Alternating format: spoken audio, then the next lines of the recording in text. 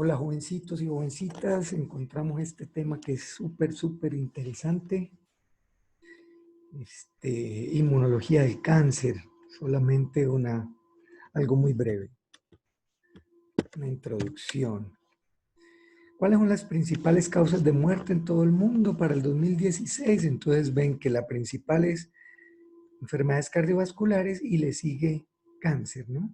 Con un 16% más o menos. Y esta es la tasa, pues, se dice de carga, no sabría decir lo que es exactamente la traducción, pero discapacidad que genera, pues, los diferentes tipos de cáncer en el mundo en el 2017, ¿no? DAILES, ¿no? Significa discapacidad ajustada de años vida. Y uno equivale a un año vida perdido de salud, de un año saludable. Y ustedes ven que el que, el que más causa discapacidad es el cáncer de las vías aéreas, ¿no? Con 530 DAILES. Y los demás cánceres, pues, vemos la estadística, sigue el cáncer de hígado, luego el de estómago y colon. Y cerquita el de mama, o seno. Aquí vemos los cinco tipos de cánceres más comúnmente diagnosticados para el 2018 en todo el mundo. Incidencia y mortalidad. Y ustedes ven pues que el de mayor incidencia es el de pulmón y también el de mayor mortalidad, ¿no? Responde por el 18% de la muerte de cáncer. Y en la incidencia por el 12% alrededor. Y en la incidencia, el que ocupa el segundo lugar en el mundo es el de mama, ¿no? Pero en mortalidad, que ocupa el segundo lugar en el mundo es el colorectal, ¿no?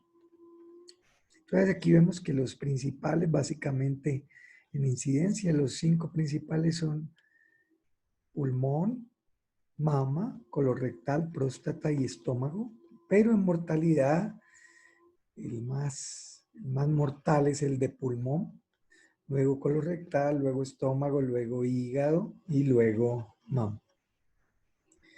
El tema es que los casos de cáncer continúan en aumento, ¿no?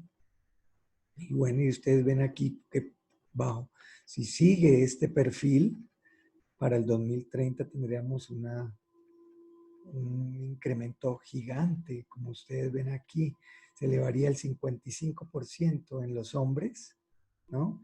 Y en las mujeres el 35%. En Colombia, pues la cosa es muy similar, ¿no? Como lo ven aquí. Pero este es 2007. 3 muy parejos, ¿no? Mama y próstata, ¿no? Y lo mismo en mortalidad. Próstata es el que más, pero esto es para 2008. O sea, eso ya... No encontré algo más actual, pero esto fue lo que tengo, lo que más o menos nos indica, ¿no? Mortalidad, próstata y mama.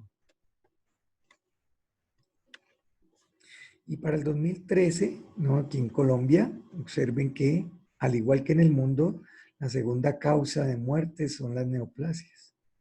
Igual en el mundo, la primera es la enfermedad del sistema circulatorio. Y aquí quiero detenernos un poquitico, y es que observen que los factores de riesgo del cáncer en Colombia tenemos el principal, la manera en que comemos, la dieta. Tabaquismo, infecciones, obesidad, ¿no? Historia familiar y alcohol. Entonces ustedes ven pues que el factor de riesgo principal es estilo de vida, ¿no? Dieta. Listo. Entonces ahorita sí pasemos pues propiamente a este tema. La visión dominante acerca de cómo se forma el cáncer es que es un problema celular causado por la mutación de genes. Eso se conoce con el nombre de teoría de la mutación somática, en inglés, SMT, Somatic Mutation Theory, o también con el nombre de célula traidora o rebelde. ¿Y qué dice esta teoría? Dice que el cáncer se deriva de una sola célula que ha acumulado múltiples mutaciones en el ADN. Y por eso es que, como se deriva de una sola célula, entonces el cáncer es monoclonal. Y lo segundo es que lo que dice es que el estado normal de proliferación celular en los metazoarios, serían, o sea, metazoarios somos nosotros, es la quietud. Y que el cáncer es una enfermedad de proliferación celular, es decir, son genes que cuando mutan, especialmente los que controlan la proliferación celular, son los que responden pues por el cáncer. En este caso, oncogenes y antioncogenes o genes supresores de tumor. Oncogenes son los que promueven cáncer y los genes supresores de tumor los que lo detienen. Entonces, aquí vemos pues un esquema general de cómo sería la cosa. Viene un cambio genético, ¿no? Por alguna situación, ¿no? Cambio genético, multiplicación celular, sobrevienen más cambios genéticos, ya la célula se transforma, convierte en célula maligna y finalmente pues forma lo que se llama el tumor maligno, ¿no?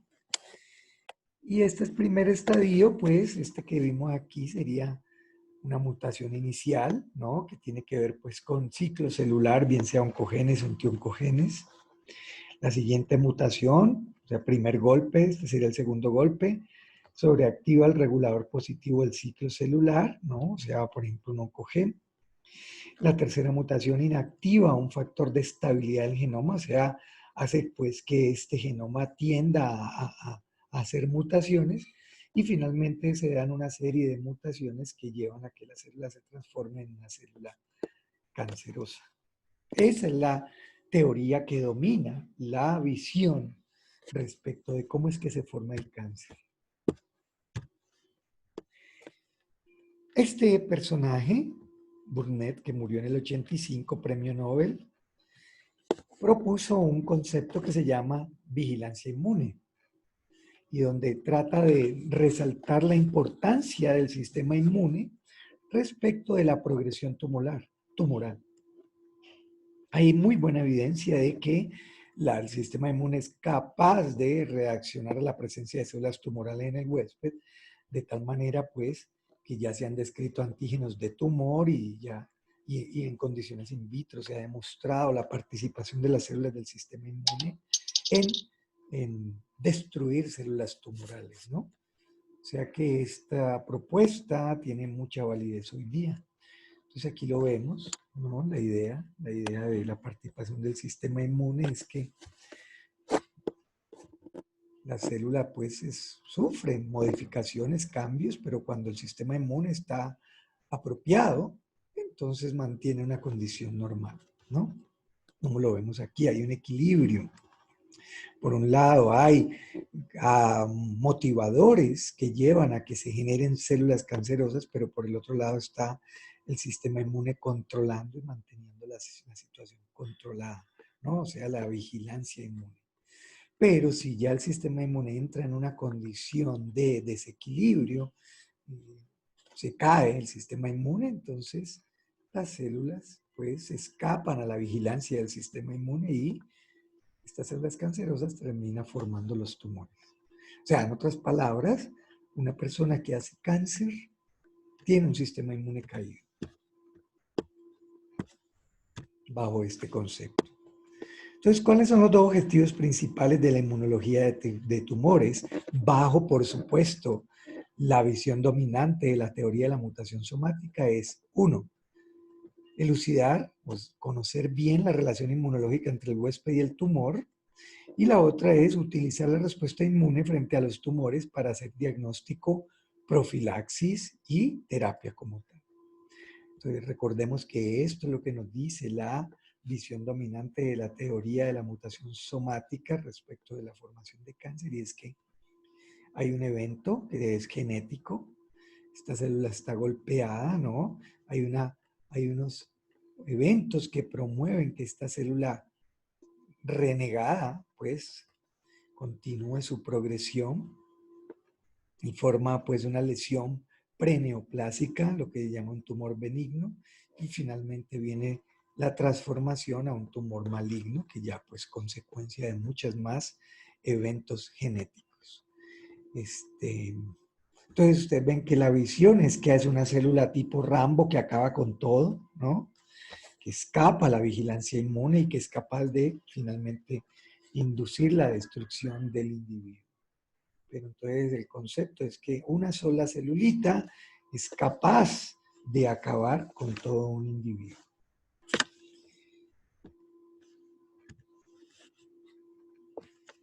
El punto es que independientemente de la biología del desarrollo tumoral, la erradicación de tumores por el sistema inmune va a requerir, por supuesto, que reconozca, ¿no?, un antígeno, ¿cierto?, del tumor que lo distinga, pues, de los tejidos normales. Bien sea que ese antígeno o no se exprese en el antígeno en los tumores normal, en el mismo grado, pues, y de tal manera, pues, que sea una señal de activación del sistema inmune. Cuando se ha trabajado, pues, con modelos animales induciéndoles tumores químicamente, se expresan antígenos tumorales únicos y tumores inducidos por virus expresan antígenos tumorales comunes. Eso se ha observado. En tratar de entender cómo es que ocurre, cómo es que es la relación entre el sistema inmune y los tumores. Los antígenos tumorales pueden ser, por ejemplo, el producto de un oncogen, el RAS, o de un gen supresor de tumor como el P53, ¿no? O pueden ser mutantes de genes celulares que no estén involucrados en la tumorogénesis, o pueden ser productos de genes que son silenciosos, o sea, que están inactivados en la mayoría de los tejidos normales, pero que cuando el tejido pasa a ser anormal, entonces se activan, se prenden, o que se sobreexpresen ciertos genes, o que haya la expresión de virus oncogénicos, ¿no? Como es el caso, pues, y todo el discurso que hay detrás de la vacuna contra el virus papiloma humano y su asociación con cáncer de cervix uterino, o antígenos tumorales como antígenos oncofetales, o antígenos de diferenciación presentes normalmente en el tejido origen, como el de antígeno prostático.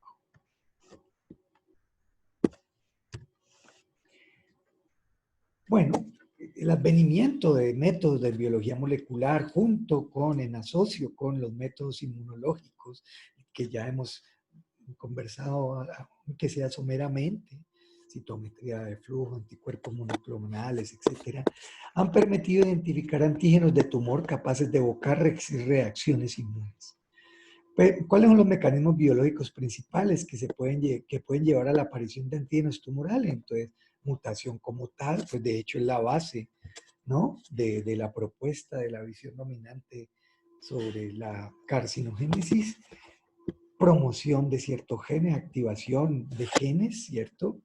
Se prenden genes cuando no ocurre, cuando no es su momento, y amplificación clonal, que fue lo que dijimos ahora, ¿no?, que es la célula renegada, pues, que crece clonalmente en condiciones gigantes. Los antígenos tumorales no inmunogénicos serían entonces aquellos antígenos propios con algún grado de tolerancia. Ese tipo de antígenos presentan especial desafío y requerirían, pues, una manipulación muy particular para que dejen de ser tolerantes y volverlos inmunogénicos. Esa sería la propuesta. Bueno, dos tipos de antígenos tumorales se han visto: los antígenos específicos de tumor y los antígenos asociados a tumor. En primera instancia, hablemos de los antígenos específicos de tumor, en inglés TSAS, ¿no? Proteínas específicas de un tumor o de tumores se llaman antígenos específicos de tumor, pero, ojo, si estas proteínas producen respuestas inmunes que conducen al rechazo del tumor, entonces se conocen como antígenos de trasplante específicos de tumor. Aquí vemos una imagen muy clarificadora sobre esto de los antígenos de rechazo de tumor, siendo específicos de tumores individuales. Lo mencionamos ahora. Entonces, miren lo que se hace. Se inmuniza un ratón con células tumorales irradiadas. ¿Para qué? Si son irradiadas, pues para que no sigan creciendo. Entonces, se inyectan esas células viables del mismo tumor en el ratón y se observa pues que el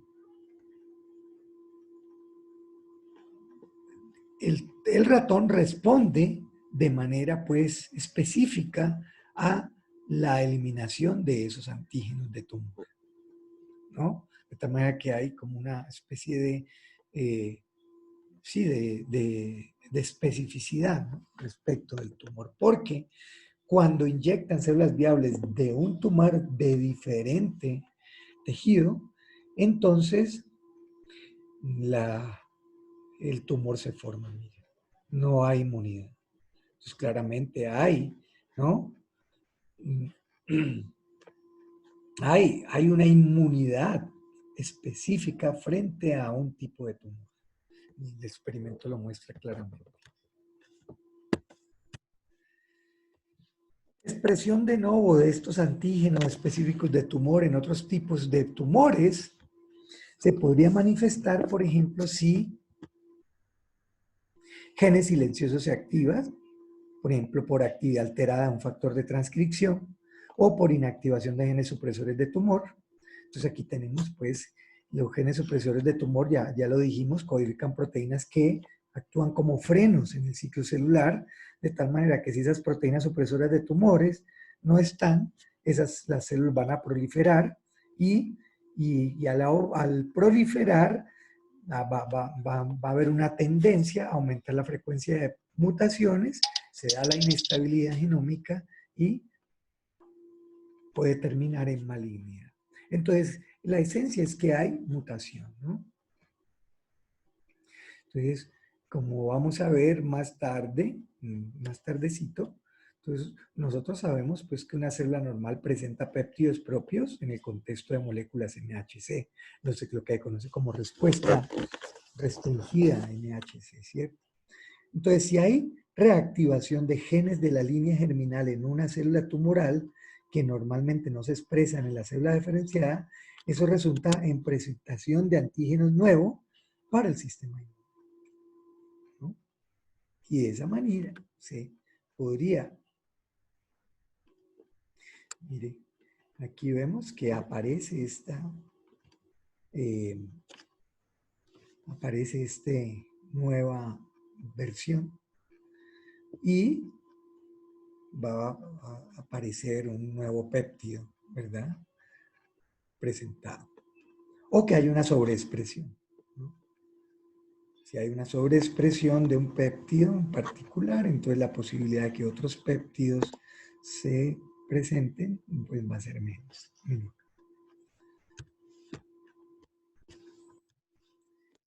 Mutación en una secuencia de un gen normal conduce a expresión de péptidos mutantes. Entonces aquí lo vemos, ¿no? Por ejemplo, si hay mutaciones puntuales en la proteína RAS que se han observado en células tumorales, es posible que esta proteína RAS mutada pueda servir como antígeno tumoral, ¿no? Entonces, volverse blanco para el sistema inmune. Entonces, por eso sería una expresión de nuevo de antígenos específicos de tumor. Entonces, aquí lo vemos, ¿no? Tenemos células normales presentando péptidos, pero una mutación de punto en una proteína propia permite que se una un nuevo péptido a las moléculas MHC. Aquí las tenemos. Es una mutación de punto. O que una mutación de punto en un péptido propio cree un nuevo epítopo que sea reconocido por células T, como lo vemos aquí. Mutación de punto, un nuevo epítopo que va a ser identificado pues, por el sistema inmune. Proteínas selectivamente expresadas en tumores humanos son antígenos candidatos de rechazo de tumor. Entonces aquí tenemos, ¿no?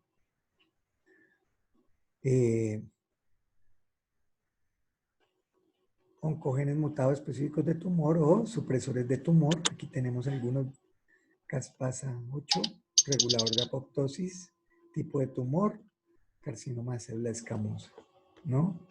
O una expresión de gen anormal, como este, que se expresa especialmente en cáncer de seno y de ovario. O una modificación anormal post-traduccional, como este M1, que también se asocia con páncreas y seno. O lo que ya hemos mencionado, lo de la proteína oncoviral, infección por el virus papiloma, donde estas proteínas 16, E6 y 7, ¿no?, se asocian pues con carcinoma de cervix. Sin embargo, puedes identificar estos antígenos específicos de tumor, no ha sido muy consistente. Listo, pasemos a los otros tipos de antígenos tumorales, que son los antígenos asociados a tumores. Del inglés se escriben TAAA. Se pueden utilizar para caracterizar tumores, pero no son necesariamente exclusivos para un tumor en comparación con otro tejido anfitrión, el normal. A menudo reflejan antígenos expresados en etapas de la diferenciación normal de la célula, aunque expresión tumoral es cualitativa o cuantitativamente diferente de las células normales a esa etapa particular de maduración, diferenciación.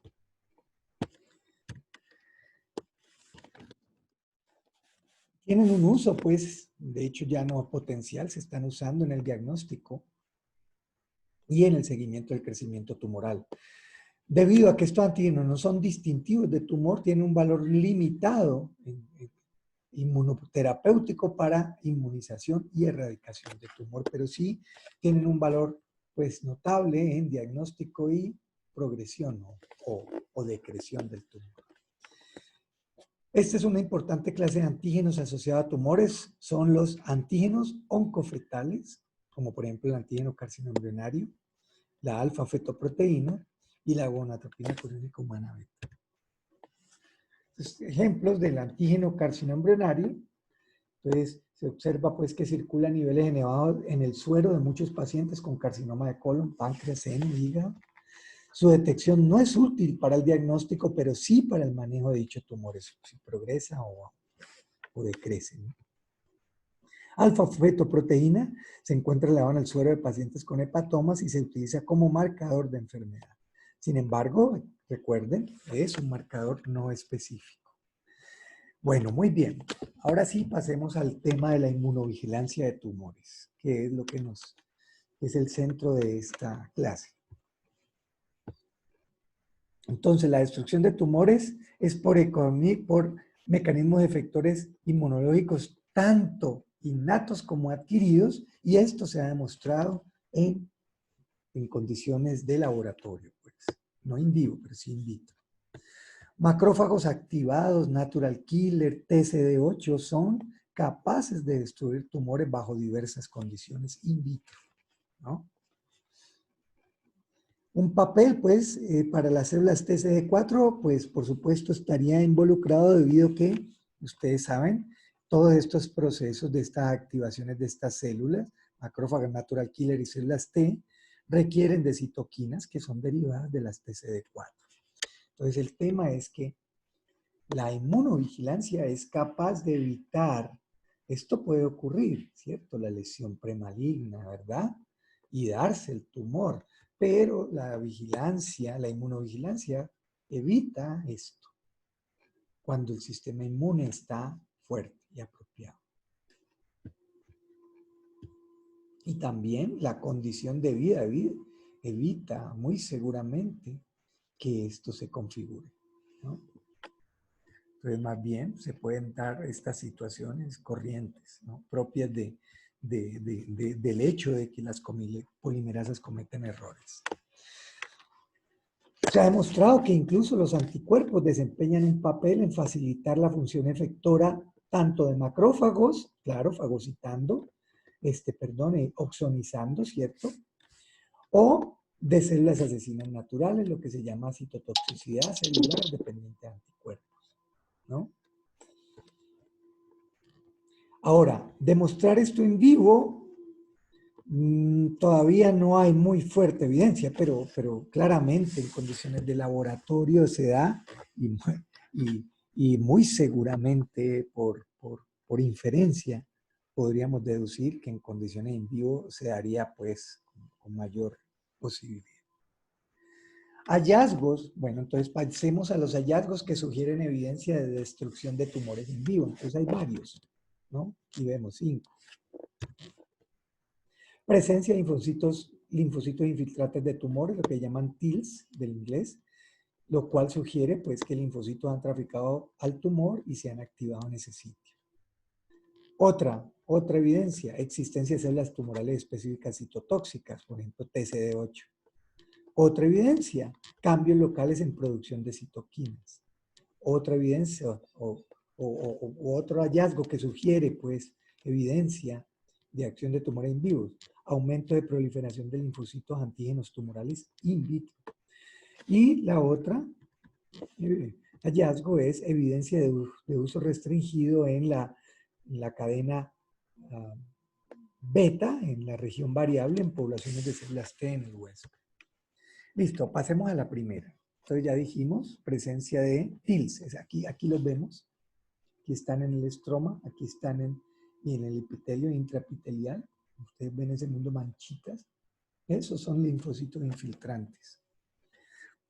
Lo que sugiere que los linfocitos han traficado al tumor y se han activado en ese sitio. Ahora, sería ideal, pues, demostrar que son específicos del tumor, ¿no?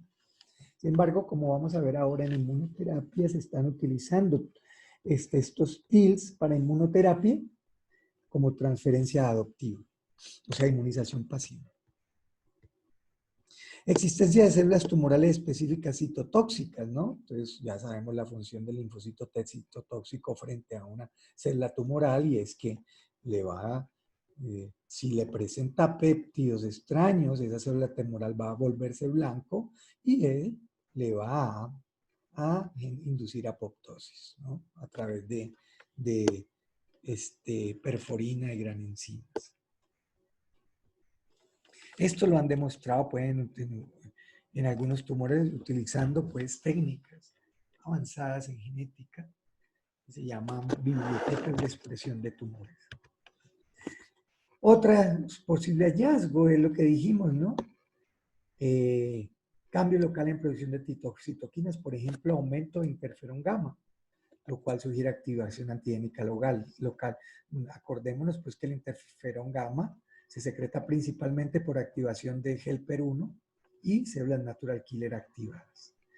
De tal manera que la presencia de interferón gamma en el lecho del tumor está sugiriendo activación local de esa célula. La otra hallazgo es el aumento de la proliferación de linfocitos antígenos tumorales in vitro. Claro, eso puede representar evidencia de exposición antigénica in vivo y lleve pues al desarrollo de células de memoria. El hecho de que haya fallo en la reestimulación in vitro, eso puede reflejar que hubo una activación in vivo de las células, ¿cierto? Que ocurrió una activación in vivo de las células, como es lo que sucede en algunos estados autoinmunes, que sucede, por ejemplo, con células activadas tomadas de pacientes con artritis reumatoide. A menudo no pueden ser fácilmente reestimuladas in vitro.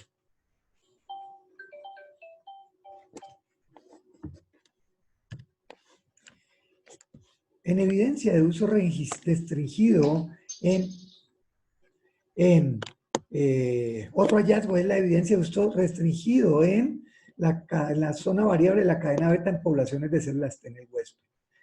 Entonces, ¿qué se ha observado? Que en algunos individuos con una alta carga tumoral, cuando se hace el análisis de sangre periférica de células T, hay varios clones de células T que se han activado, ¿no? Cuando se analizan en más detalle esas células T que se han activado, se revela que hay una similitud en las regiones variables del TCR entre pacientes y que muchos clones de esas células T utilizan la misma región de la cadena beta, ¿no? Variable, por supuesto, pero no la región D o región J. Recordemos que la variabilidad de la cadena alfa no es tan importante en la generación de la diversidad en TCRs. De tal manera que expansión restringida o oligoclonal de esas células T reflejaría pues la exposición in vivo a un conjunto de antígenos similares definidos, ¿cierto? Antígenos similares del tumor.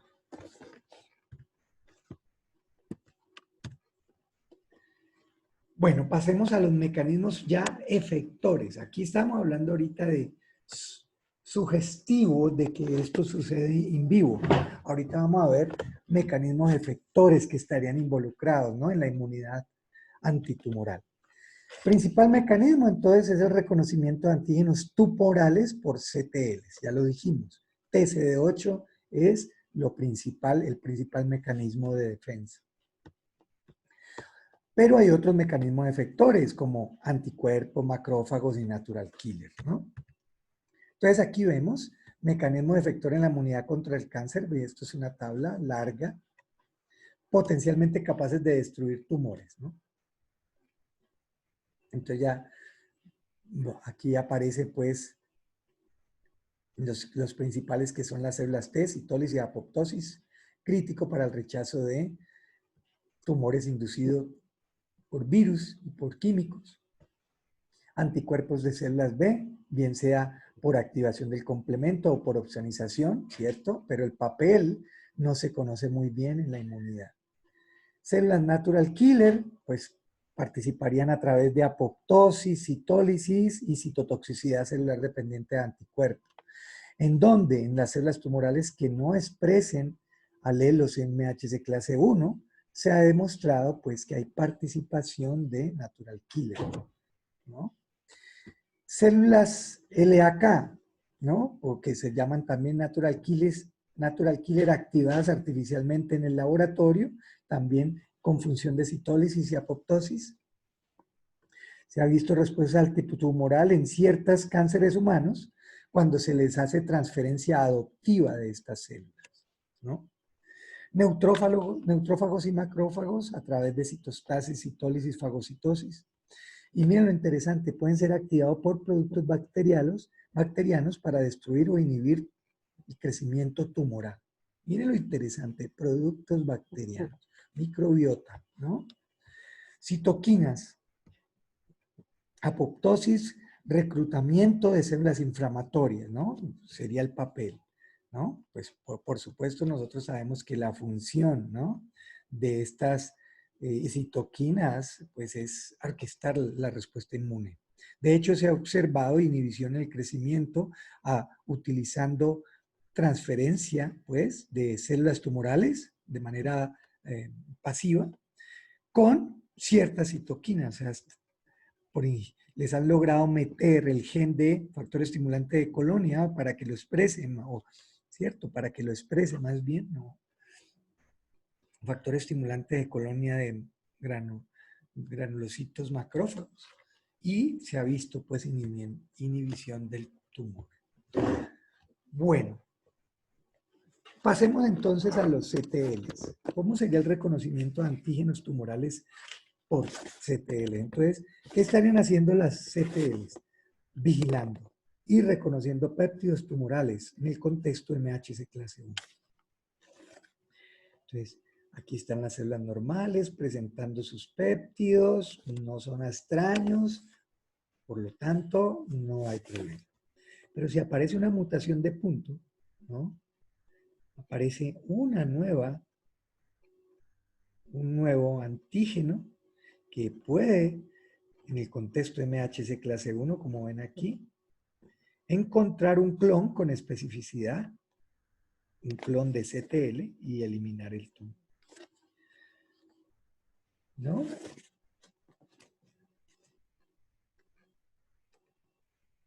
O aparece una mutación de punto en un péptido propio que crea un nuevo epítopo para reconocimiento por células T, que es lo que mencionamos aquí. Aquí, reconocimiento de células T, aquí se une a otro, acordémonos que cada persona tiene un haplotipo de alelos MHC clase 1, ¿verdad? Hemos dicho que son muy polimórficos. Entonces, claro, es posible que si aparece un nuevo péptido, encuentre en ese arreglo de alelos MHC clase 1 del individuo con quién unirse, como lo ven aquí. Y aquí no solo es que se une, sino que este epítopo es una nueva versión que puede ser reconocida por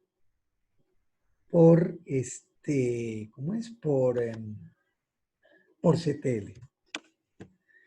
Dos maneras en que antígenos de rechazo de tumor pueden surgir de proteínas no mutadas, ¿no? Hay dos maneras. Una, ustedes ven aquí, reactivación de células germinales, de genes de la línea germinal, en una célula tumoral que normalmente no están expresados en la célula diferenciada y que resultan ser pues una novedad para el sistema inmune, ¿no? De tal manera que son identificados y pueden ser rechazados por los CTLs. O que haya una sobreexpresión de una proteína propia que finalmente termina siendo reconocida en el contexto MHC por células T, ¿no? Por sobreexpresión. Ustedes ven que en el caso de la célula tumoral, mírenlo, esta célula tumoral está sobreexpresando esta proteína. Y finalmente este péptido, que puede ser, por estar sobreexpresado, puede terminar constituyéndose en un estímulo para un clon específico de linfocito T CD8.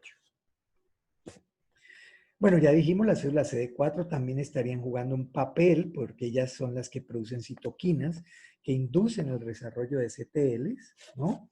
A través de, por ejemplo, factor de necrosis tumoral e interferón gamma, que ustedes saben, la función de ellos es hacer que las células blanco expresen en mayor cantidad MHC clase 1 para volverse más visibles. Los otros mecanismos efectores antitumorales son los anticuerpos, ¿no? Que básicamente pueden destruir células tumorales, bien sea activando el complemento, por supuesto vía clásica, o asistiendo a la citotoxicidad celular dependiente de anticuerpos. De hecho, se ha demostrado que inmunoglobulina G y M destruyen células tumorales in vitro, en presencia del complemento. Entonces aquí lo vemos, ¿cierto? Este es el anticuerpo. Vía clásica, célula tumoral, lisis, ¿no? Directamente por activación del complemento a través de MAC, ¿verdad? O ADCC, citotoxicidad celular dependiente de anticuerpo. De tal manera que las natural killer identifican a esta célula tumoral y la eliminan, ¿no? Por apoptosis.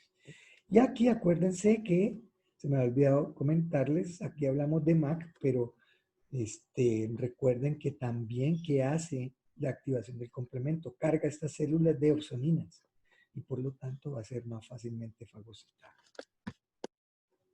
Diversos estudios en ratones muestran que anticuerpos son efectivos in vivo en destruir células de leucemia y de linfoma.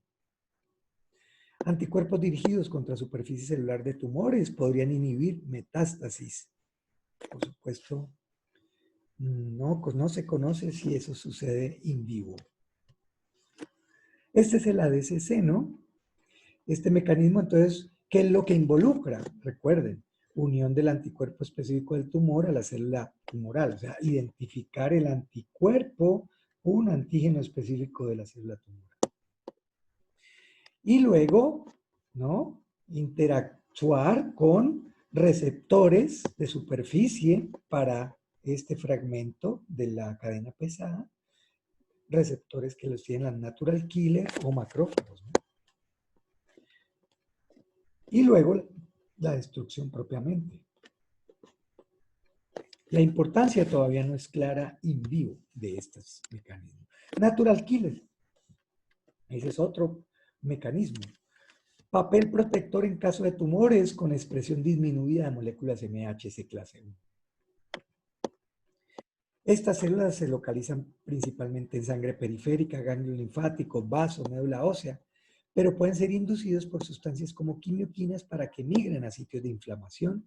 Y como ustedes saben, las natural killer pueden, ya lo mostramos ahorita, participar en ADCC, citotoxicidad celular dependiente de anticuerpos.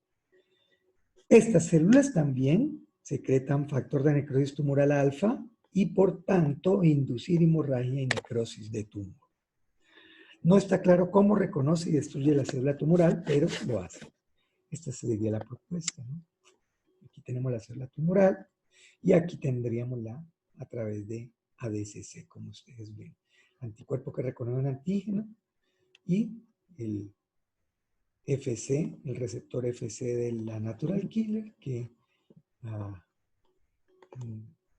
se le une y por tanto induce a la muerte por natural killer, apoptosis de esta célula tumoral. Entonces miren el experimento.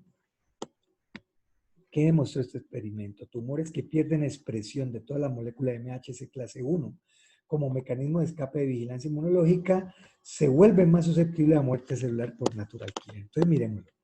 Célula tumoral expresando en el contexto MHC clase 1 antígenos pues nuevos tumorales.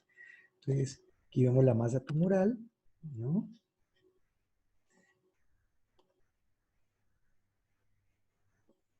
En ratón normal y ratón desnudo, ¿no? En ratón normal ustedes ven que luego, mire, crece la respuesta de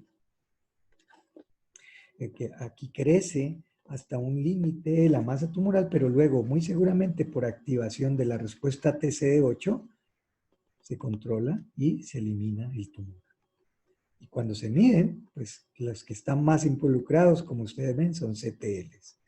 Ahora, si el tumor deja de expresar MHC clase 1, entonces observemos que el ratón desnudo, que no tiene sistema inmune, mire, el tumor crece y crece y crece. En cambio, el ratón que sí tiene sistema inmune, observe lo que sucede.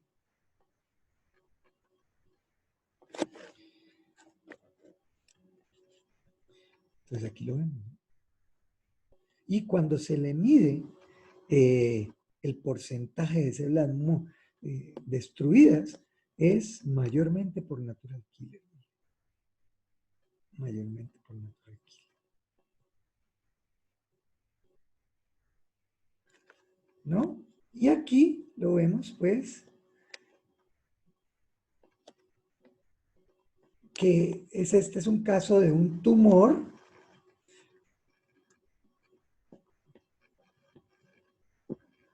en el que se había perdido, pues, la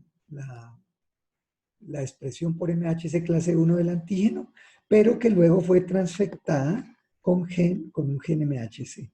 Y observen que ya volvió a suceder lo mismo que al inicio, es decir, respuesta predominante CTL. Entonces, claramente este experimento muestra que la natural killer juega un rol principal es cuando el tumor no expresa MHC clase 1. Otras células que participan pues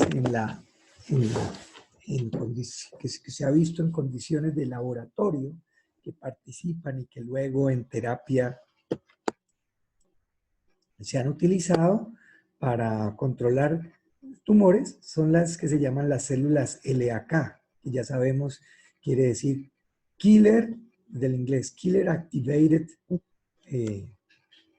Lymphokines, ¿no? Activadas por linfoquinas.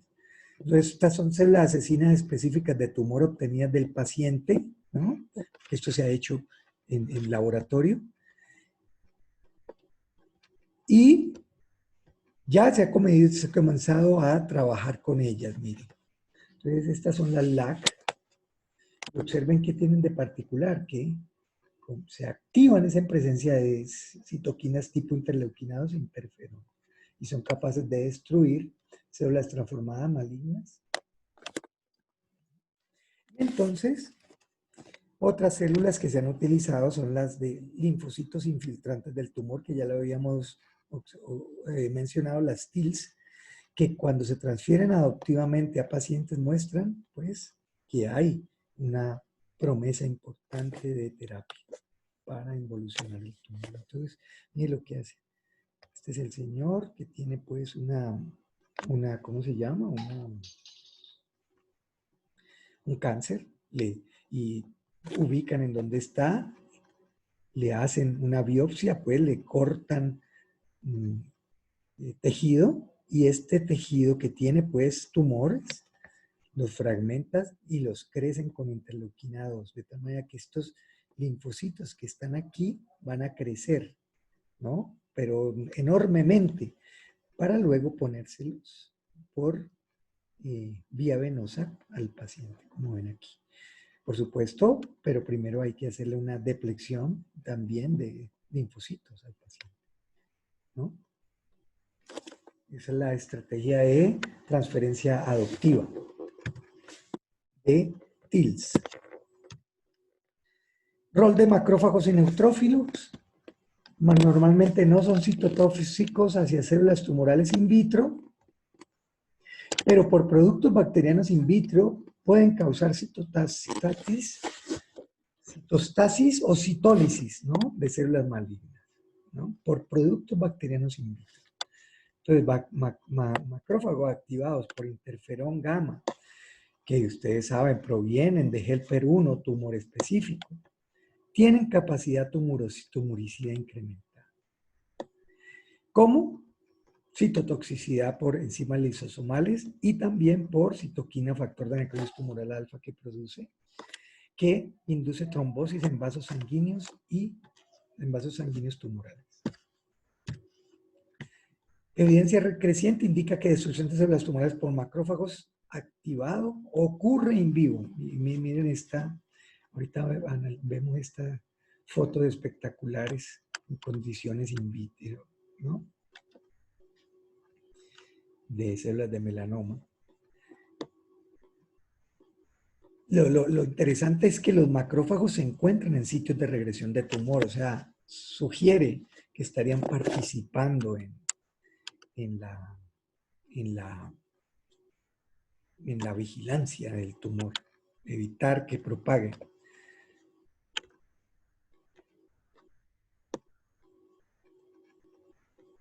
Se sabe que esta relación tumor-macrófago es compleja. De hecho, se ha demostrado que generan factores de crecimiento recíprocos con relación casi simbiótica, imagínate. Una relación en donde la interdependencia es tal que se necesitan uno del otro. Y miren esta fotografía. Macrófago extendiendo filopodios hacia 3 células melanoma. Miren, este es el macrófago y 3 células de melanoma. Y miren lo que han visto, microscopía electrónica, por supuesto, todas ambas. Y miren, hay un contacto, que llaman el beso de la muerte. El macrófago con una célula de melanoma después de 18 horas de cocultivo. Esto se ha hecho en un laboratorio, como hemos dicho, in vitro. Entonces, este beso de la muerte, pues como sugiere, el beso le ocasiona la muerte a la célula tumoral. O sea que in vitro, claramente, el macrófago está involucrado. Y las citoquinas, pues recordemos que su papel de regulación puede llevar a que se estimulen o inhiban mecanismos, efectores, bien sea humoral o celular, ¿no? O, bueno, orquestar la respuesta. Algunos tumores, por ejemplo, producen factor de crecimiento tumoral beta. ¿Por qué? Porque induce inmunosupresión y además angiogénesis. Factor de necrosis tumoral alfa, gamma, regulan positivamente en los tumores expresión de clase 1 y clase 2. ¿Sí ve? Estas son las citoquinas que en efectos, antitumorales. Estas son antisupresoras. o sea, perdón, inmunosupresora. Transfección, que es meter genes, ¿no? Por ingeniería genética en ratones de células, porque le han metido genes para interleuquina 1, 2, 7, 12, factor estimulante de colonia, granulocito, mastocito, interferón gamma. Cuando se transfieren junto con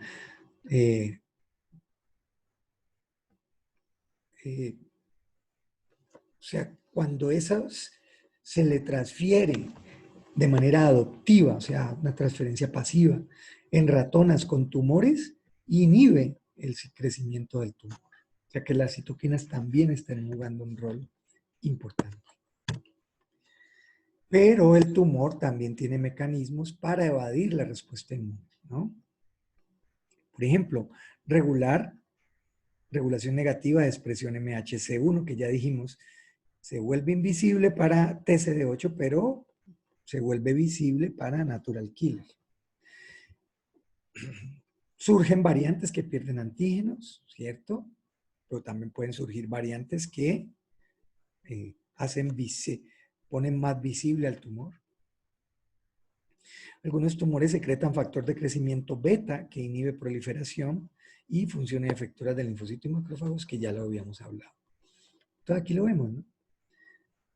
Miremos esta grafiquita como nos muestra como un resumen de algunos de los mecanismos para escapar al reconocimiento inmune. Entonces, no expresión MHC clase 1 o no expresión de moléculas de adhesión o no expresión de moléculas coestimuladoras, por lo tanto, no va a haber respuesta TCD8. Modulación antigénica, por ejemplo, anticuerpos contra antígenos de superficie de la célula del tumor pueden inducir endocitosis y degradación del antígeno. Y va a haber una selección inmune de variantes con pérdida del antígeno. ¿No? Supresión inmune inducida por tumor. Entonces, miren, ya lo mencionamos. La célula tumoral secreta factor de crecimiento tumoral y beta que inhibe directamente la función de la respuesta T, ¿no? O sea, esto actúa negativamente frente a CTL, una regulación negativa frente a CTL y frente a HELPRI.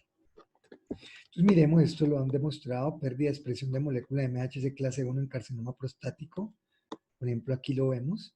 Esta es una micrografía óptica de cáncer de próstata humano teñido con anticuerpo conjugado con peroxidasa contra HLA clase 1. Tinción café correlaciona con expresión de HLA clase 1, que se restringe a linfocitos infiltrantes y a células estromales del tejido. Pero observen que la mayoría de las células del tumor no tiñen. Claramente no están expresando MHC clase 1. Evasión inmune por tumores, entonces continuamos. Carecen de moléculas coestimuladoras, ¿no? Que no estimulan CTLs, ya lo dijimos ahorita. Expresan FAL ligando, como lo ven aquí, entonces, ¿qué efecto tiene? ¿Qué efecto tiene el FAL ligando cuando se une a FAS en CTL? Apoptosis del CTL. Incluso se pueden enmascarar por ácido ciálico, ¿no?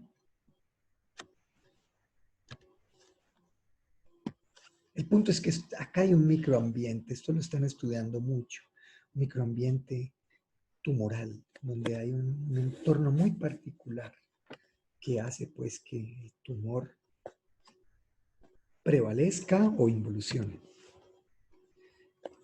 Factores relacionados con el tumor, ¿no? En cuanto a la evasión de respuesta inmune, entonces ya hemos dicho, carencia de epitopos antigénicos, como por ejemplo no expresar MHC clase 1, que haya una deficiente presentación de antígenos por las células tumorales, que haya una modulación antigénica, que haya un enmascaramiento antigénico del tumor, ya lo mencionamos, que haya resistencia a la célula tumoral a las vías pues, de destrucción del tumor. Falla del tumor para inducir una respuesta inmune efectiva podría ser que carezca de un epítopo antigénico y que disminuya la expresión del antígeno o de MHC por el tumor. Sustancias, ¿no? Por el tumor. Como un cubrimiento de antígeno tumoral y de la inducción de tolerancia o inducción de señalamiento de célula T, ¿no? Por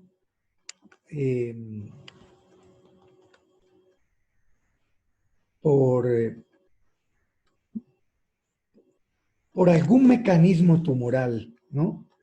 Que haya una inducción, pero con defectos en el señalamiento de la célula T. Ahora, falla del huésped para responder a las células tumorales antigénicas. Puede ser por inmunosupresión, lo mencionamos ahora, deficiencia, pues, del paciente, del huésped. Como, por ejemplo, defectos en el señalamiento de células T, bien sea por edad, por infecciones, por condición físico-química del individuo, ¿no? Y lleve, pues, a una presentación deficiente de los tumores por células presentadoras de antígenos, que lleve a una falla de los mecanismos efectores para alcanzar el tumor, que lleve una falla para destruir variantes de células tumorales, ¿no? O que haya, de alguna manera, un compromiso en las T reguladoras. Muy bien. Entonces pasemos a ya propiamente a las técnicas que hoy día se están investigando y utilizando en terapia frente a tumores a través del conocimiento del sistema inmune, lo que se conoce con el nombre de inmunoterapia. El punto es este, y es muy importante que lo tengamos presente. Crecimiento de un tumor en el huésped indica claramente que su sistema inmune está fallando o falló, ¿no? O sea, de alguna manera, para que un tumor crezca, se propague, haga metástasis, etcétera, es porque la inmunidad del individuo ha fallado. Entonces, ¿qué es lo que se pretende? Que con la inmunoterapia ayudar a esta falla. Entonces, esta es la propuesta de medicina occidental, pero por supuesto, y me parece a mí muy, muy obvio, ¿y por qué no tratamos de promover un sistema inmune fuerte a través de propuestas que no sea manipular el sistema inmune, sino, por ejemplo, estilo de vida, ¿no? Para que naturalmente el sistema inmune se vuelva más poderoso.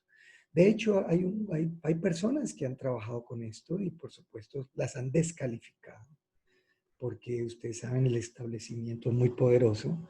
Todo esto, todas estas inmunoterapias no las produce el laboratorio de Doña Pepa, sino multinacionales, poderosísimas. Y por supuesto, estas propuestas son costosísimas. Mientras que cambiar estilo de vida, comer calidad, etcétera, etcétera, pues desafortunadamente comer calidad es más costoso que comer basura, ¿no? Pero es una propuesta que ha tenido éxitos notables. O sea, todo lo que es quitarle toxicidad al paciente y mejorarle la nutrición celular es fabuloso para el sistema inmune. Pero bueno, nosotros no vamos a hablar nada de eso, sino de lo corriente, lo que se está usando en inmunoterapia. Entonces, ¿cuáles son las diferentes aproximaciones para mejorar inmunogenicidad del tumor y promover la respuesta inmune? Entonces, mejorar la presentación del antígeno por las células presentadoras, mejorar la manera en que se expresa el antígeno sobre células tumorales, o sea, hacerlo más visible al tumor, mirar el entorno de citoquinas o manipular el entorno de citoquinas para que haya una mejor exposición del antígeno tumoral, ¿no? Entonces aquí tenemos, pues, propiamente algunas de las terapias que se utilizan para el desarrollo de una respuesta inmune activa contra el tumor o entregar pasivamente a los pacientes efectores inmunes tumor específicos, ¿no? Una es vacunación con células o antígenos antitumorales, ¿no? Aquí la vemos, el virus papiloma humano, Ustedes saben, este es un virus recombinante subunidad, ¿no? Donde han logrado, pues, hacer una transcripción de la proteína antigénica del virus, ¿no? Llevarla, pues, a que se exprese en levaduras, purificar la proteína y luego meterla en una vacuna. Y de esa manera dicen los que defienden este tipo de propuesta que la paciente, incluso ese trabajo fue para cáncer de cervix, va a estar protegida por una vacuna frente al virus que induce el cáncer de cervix, que induce algún tipo de cáncer de cervix. No, el cáncer de cervix no solo es inducido por papiloma. Entonces, administrar células, otra propuesta, esta ya la están haciendo, por supuesto, con unos resultados bastante cuestionables, digamos.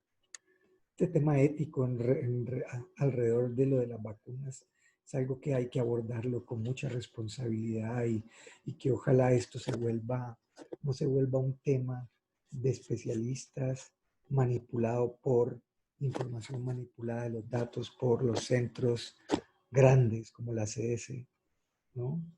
Y ustedes saben, desafortunadamente la investigación científica es dominada por las multinacionales. Entonces, claramente qué bueno que se formen grupos que revisen claramente los beneficios de este tipo de aproximación, que mucha gente seria, investigadores serios, cuestionan, pero profundamente. Entonces, pues lo dejo como inquietud. Otra propuesta de inmunoterapia es la administración de células tumorales modificadas para que expresen altos niveles de coestimuladores, ¿no?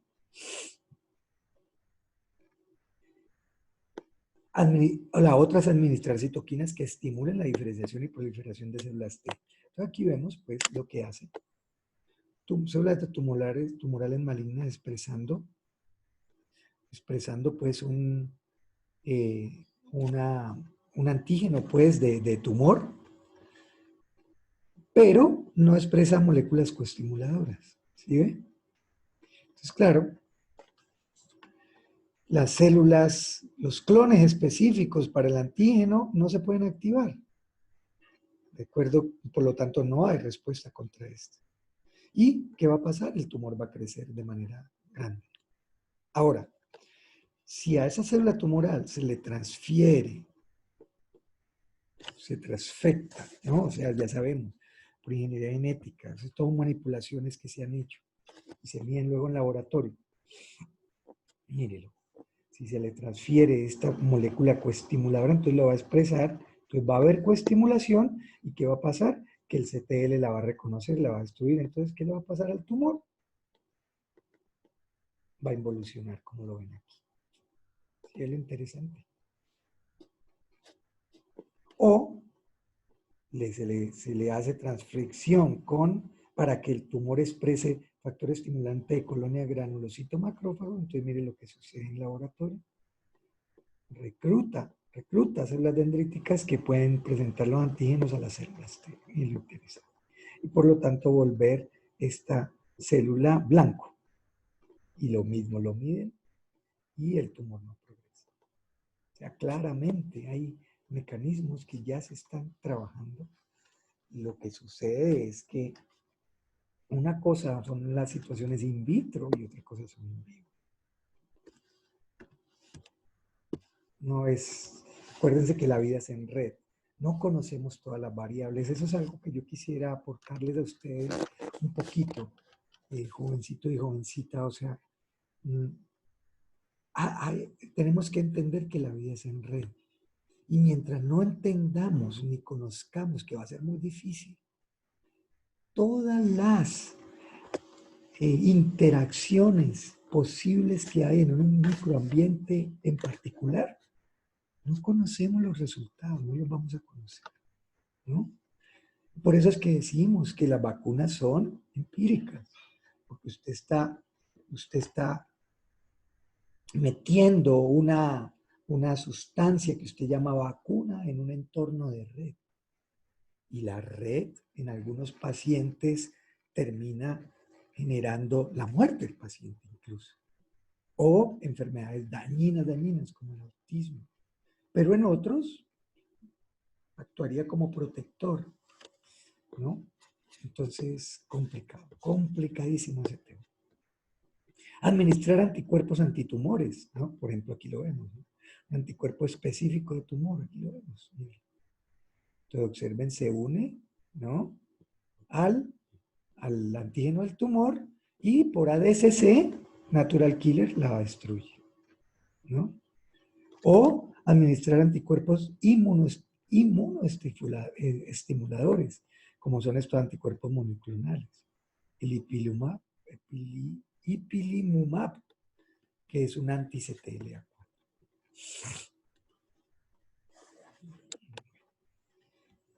O administrar anticuerpos conjugados con drogas tóxicas, lo que llaman inmunotoxinas. Mírenla aquí.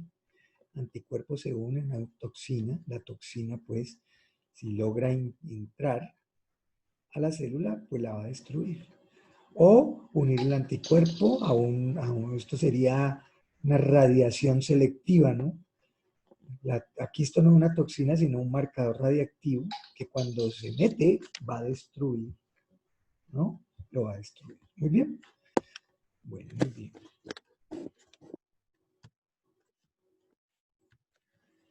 Ejemplos de antígenos tumorales que han sido blanco de anticuerpos monoclonales en ensayos terapéuticos. Entonces aquí tenemos algunos, ¿no? Como son estos. Miren los antígenos. Y aquí tenemos el tipo de tumor. Entonces ya le están trabajando a este tipo de propuesta, ¿no? Las multinacionales, por supuesto. Estas son las estrategias actuales en inmunoterapia, ¿no? La transferencia pasiva y esta, pues, que ya que tiene mucho más elaboración, que son las que hemos visto en esencia, ¿no? Que son la utilización de anticuerpos, la generación de CTLs que sean más activos frente al tumor, porque van a tener moléculas coestimuladoras, ¿no? O mejorar la presentación del antígeno, o hacer transferencia adoptiva, ¿no? Ya mencionamos la de la STIL, ¿no? O la transferencia de células mononucleares provenientes de la sangre, ¿cierto? Con este tipo de aproximación, pura transferencia adoptiva, ¿no? Células T, donde se clonan, se seleccionan, ¿no? Que sean específicas del tumor para dársela al paciente y mejorar su respuesta. ¿De acuerdo? Entonces,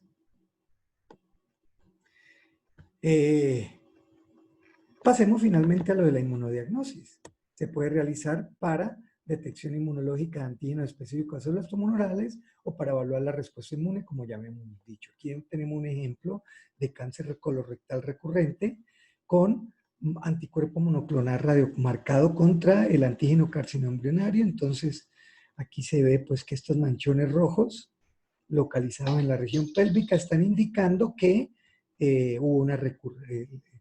El paciente le ha vuelto a aparecer el tumor, ¿no? Y aquí vemos, pues,